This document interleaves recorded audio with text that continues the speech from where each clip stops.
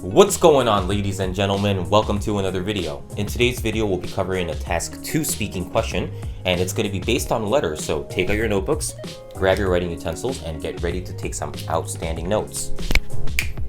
That's the letter. Let's look at it together. Okay, so I noticed that there are bicycles locked to the campus bicycle racks that have not been moved for a long time. I think the university should remove. All right, so the writer of the letter proposed that the school should remove these bikes, all of the old bikes, from the racks, from the bicycle racks on campus, and dispose of them. Okay, I recommend this action because first of all, they will not be missed, blah, blah, blah. More importantly, removing the bikes would help to free up space on the racks, thereby benefiting people who actually use them. Okay, so the benefit, the upside of this proposal is that it will help free up space and benefit those who are actually using the bicycle racks. Alright guys, so from this reading passage, we should now have old bicycles in our mind and bicycle racks in our mind as well, because those are two nouns that are probably going to be very commonly, frequently mentioned in this conversation. Am I right or am I right? So use that short-term memory to your advantage, because the more you write down old bicycles and bicycle racks from the conversation, the more time you will be wasting and the more behind you will be in regards to the pace of the listening, okay? So when it comes to those obvious, frequently mentioned nouns, skip over them, omit them, do not write them down because they're so obvious, okay? All right, now let's go ahead and listen to the conversation. He's totally right about this, you know. Well, I agree they should do it, but maybe it's not fair. What? Just assuming no one wants them? Well, judging from the condition some of them are in, I think it's probably a safe assumption. I mean, some are missing parts, like handlebars or wheels, and others are really rusty, like they've been left outside in the rain for years. Yeah, the ones with missing parts sure don't look like they're being used. But what if some are? Well, to be sure, the university could always attach notes to them and say, give the owners 2 weeks to remove them or they'd be removed by campus security. Yeah, that'd probably work. Anyway, it'd be a really big help if they were gone. No, I know. Because, I mean, especially like in front of the dining hall, there are lots of them there, and it can be really hard to find a space. All the spaces are always taken there. Yeah, it's bad. Lots of people ride bikes these days. And since the university doesn't allow us to tie them to signposts or fences or anything like that to park them, I always have to lock mine up at another building and walk over to the dining hall, because there's hardly ever a space. The woman expresses her opinion about the proposal in the letter. Briefly summarize the proposal, then state her opinion and explain the reason she gives for holding that opinion.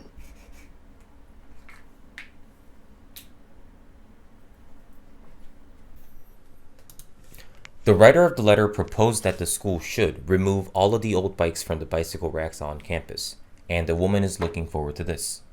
First and foremost, the woman mentioned that the condition of the old bicycles on campus are absolutely terrible. For example, some are missing handlebars and others are very rusty. Plus, the university can attach notes that give owners a 2-week notice before removing their old bicycles for good. On top of this, the woman also said that there are lots of old bicycles in front of the dining hall, so it's really hard to find a parking space. Moreover, the university doesn't allow students to park their bicycles anywhere else, so this suggestion would be really helpful. Therefore, because the writer of the letter believes that this recommendation will help free up a lot of space and benefit those who are actually using the bicycle racks, the woman supports the letter's proposal for these 2 reasons mentioned in the conversation. Okay, I was able to fit it in there pretty naturally, but as we can see, it's absolutely not necessary. Unnecessary. You don't have to do that.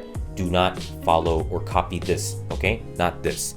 When you see about 2 or 1 second on the clock, on the stopwatch or whatever you want to call it, stop your response, all right? I glanced over a little bit too late and instead for these 2 reasons out of habit, so that was kind of dangerous, but I still made it, thank God. All right, so the situation, the circumstance that we're placed in for this question is the reading was a letter and the conversation gave us a woman who liked the letter. So if you guys review and practice this response very thoroughly, in the future, when you're given another letter, you're not going to freak out, you're not going to panic because you already have experience solving this question.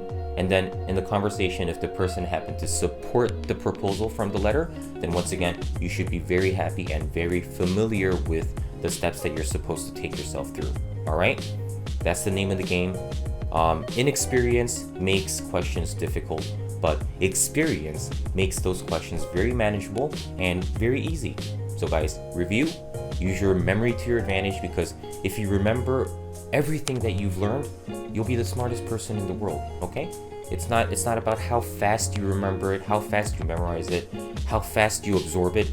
It's just about remembering it, period, okay? So review, so that you can remember as much as possible. That just about wraps up today's video. If you guys enjoyed what you heard and experienced, leave a like, subscribe to the channel, share the content, but most importantly, if you are a self-disciplined and dedicated person, reach out to me about my tutoring services.